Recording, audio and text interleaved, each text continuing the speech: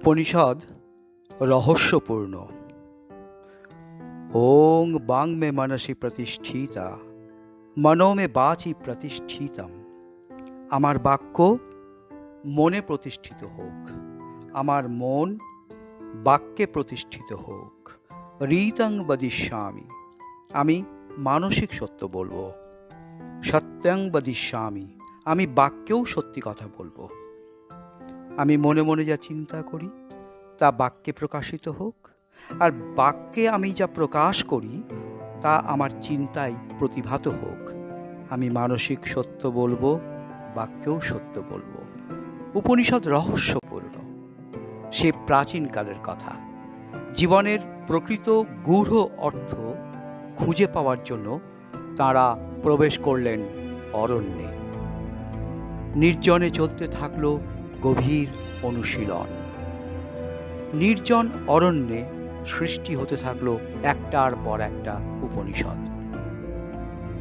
উপনিষদ যে কি, সে কথা পণ্ডিত ব্যক্তিরা বিভিন্নভাবে বলেছেন।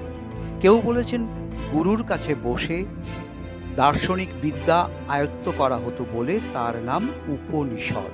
উপনিষদ। কেউ বলেছেন বেদকে আশ্রয় করে গড়ে উঠেছিল বলে তার নাম উপনিষদ। আবার কারোর মতে উপনিষদের অর্থ রহস্যগত জ্ঞান।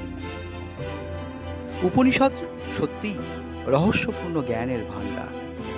উপনিষদ আবার একটা দুটো নয়, সেই প্রাচীনকালে প্রায় 200-রও বেশি উপনিষদের সৃষ্টি হয়েছিল। ডক্টর রাধাকৃষ্ণনের মতে প্রাচীনতম উপনিষদের রচনাকাল 1000 খ্রিস্টপূর্ব। প্রাচীনতম উপনিষদ বলতে 12টি উপনিষদ পণ্ডিত ব্যক্তিরা প্রাচীনতম উপনিষদ বলে গ্রহণ করেছেন। বৃহদারণ্যক, ছান্দোগ্য, তৈত্তিরীয়, ঐতরেয়, কৌশিতকী, কেন, ঈশ, মুণ্ডক, মাণ্ডুক্য, প্রশ্ন, কঠ এবং শ্বেতাশ্বতর, এই 12টি উপনিষদ। উপনিষদগুলো যেমন রহস্যময় তেমনই আকর্ষক। আশ্চর্য হই যখন জানতে পারি যে সম্রাট শাহজাহানের বড় ছেলে দারা শিকো 50টি উপনিষদ ফার্সি ভাষায় অনুবাদ করানোর ব্যবস্থা করেন।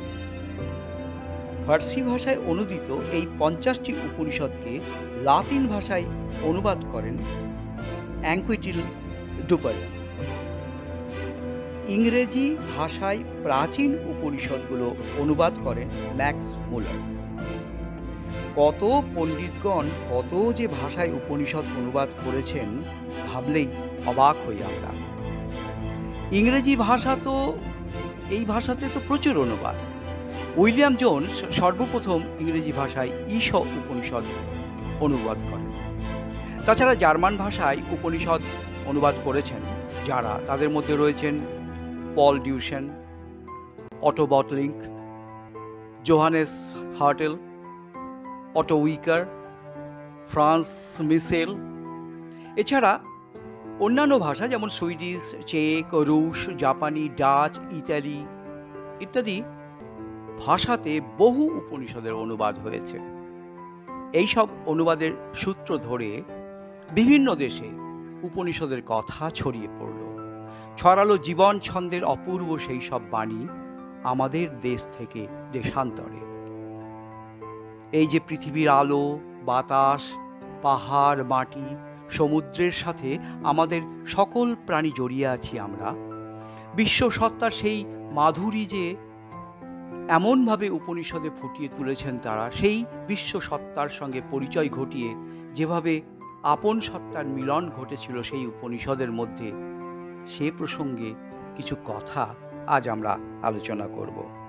বৃহদারণ্যক উপনিষদে মৈত্রেয়ীকে নিয়ে একটা খুব ইন্টারেস্টিং গল্প রয়েছে। মৈত্রেয়ী জিজ্ঞেস করছেন তার স্বামীকে, যাজ্ঞবল্ক্যকে, যার দ্বারা আমি অমৃত হতে পারবো না তা নিয়ে আমি কি করব তুমি বলো। গল্পটা এরকম: যাজ্ঞবল্ক্যের 2 স্ত্রী, মৈত্রেয়ী আর কাত্যায়নী। যাজ্ঞবল্ক্য তার সময় হয়েছে, এইবারে গৃহের আশ্রম ছেড়ে তাকে যেতে হবে সন্ন্যাস আশ্রমে। তা যাবার ঠিক আগে ভাবলেন যে আমার এই যে সম্পত্তি রয়েছে, বিষয় সম্পত্তি রয়েছে, যা কিছু অর্থ রয়েছে, আমার দুই স্ত্রীকে আমি ভাগাভাগি করে দেব। তা উনি ডাকলেন,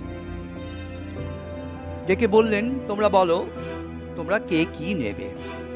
তোমাদের মধ্যে আমার সম্পত্তি ভাগ করে দিতে চাই। যাজ্ঞবল্ক্যর এই কথায় মৈত্রেয়ী তখন প্রশ্ন করলেন, ভগবান, বিত্তে সম্পদে যদি সব পরিপূর্ণ হয়, তাহলে কি আমি অমৃত হতে পারবো? যাজ্ঞবল্ক্য বললেন, না, বিত্তের দ্বারা তুমি ধনী হতে পারবে, কিন্তু বিত্ত তোমাকে তো অমৃত করতে পারবে না। বিত্তের দ্বারা অমরত্বের কোনো আশা নেই। তখন মৈত্রেয়ী বললেন, যার দ্বারা আমি অমৃত হতে পারবো না, তা নিয়ে আমি কি করব তুমি বলো? তুমি আমাকে অমৃতত্ব প্রাপ্তির কথা শোনাও, আমি বিত্ত চাই না। তুমি বলো আমি কি করে অমরত্ব পেতে পারি? যাজ্ঞবল্ক্য বললেন, বেশ, আমি তোমাকে সে কথা শোনাবো।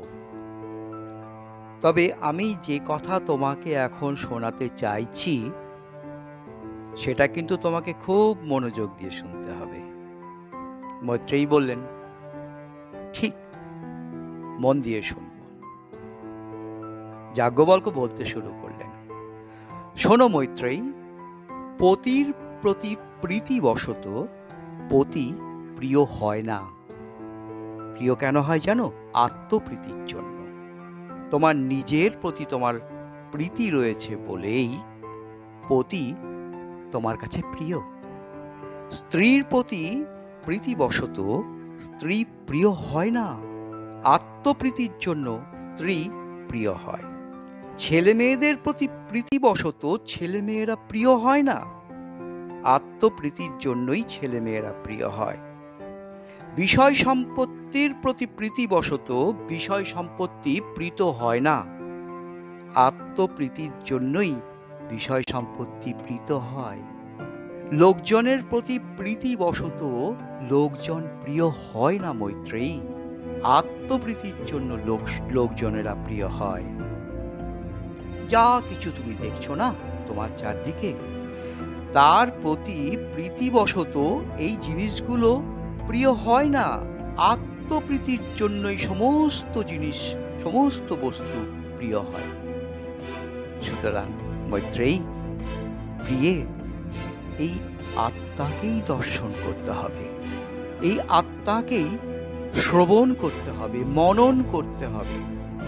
মৈত্রেয়ী, এই আত্মাকে দর্শন, শ্রবণ, মনন করলে আর জ্ঞাত হলে তখন তুমি জানতে পারবে অমরত্ব কিভাবে তুমি পাবে।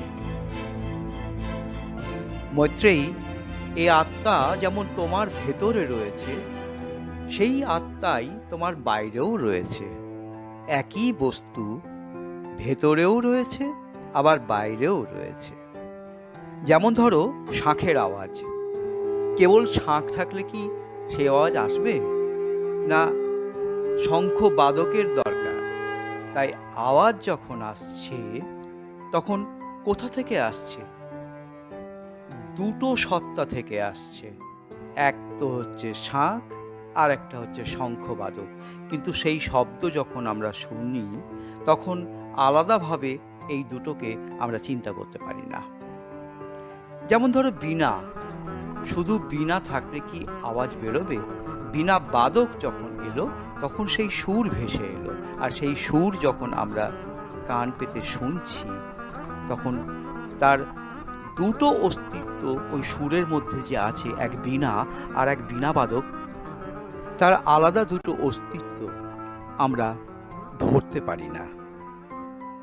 তাই মৈত্রেয়ী, তুমি যে তোমার মধ্যে রয়েছো, আর সেই তুমি যে বাইরে ছড়িয়ে রয়েছো, সে তুমি বুঝতে পারছো না। পারবে যখন তুমি তোমার তুমিকে নিজে বুঝতে পারবে, জানতে পারবে। তখনই তুমি অমরত্বের সন্ধান পাবে। যেমন লবণখণ্ড, অন্তরেও লবণ আর বাইরেও লবণ, তেমনি এই আত্মা অন্তরেও প্রজ্ঞান ঘন আর বাইরেও প্রজ্ঞান ঘন। দুয়ের মধ্যে তুমি রয়েছ, এক ভেতরে আর এক বাইরে। মৈত্রেয়ী এবারে বলে,